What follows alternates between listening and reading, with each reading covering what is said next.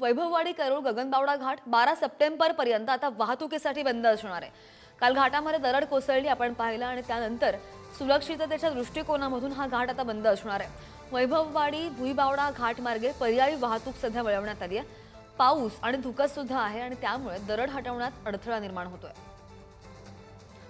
अधिकची माहिती घेऊन आमचे प्रतिनिधी उमेश बुचडे आपल्या सोबत आहेत। उमेश, आपण काल पाहिलं ही दरड मोठ्या प्रमाणावर कोसळलेली आहे आणि त्यामुळे नागरिकांना प्रवाशांना त्रास होऊ नये त्यामुळे वाहतूक पर्यायी मार्गाने वळवली आहे। 4 वाजेपर्यंत ही दरड हटवण्यात येईल असे आदेश दिले गेलेले होते, मात्र आता आणखी वेळ लागणार आहे असं दिसतंय।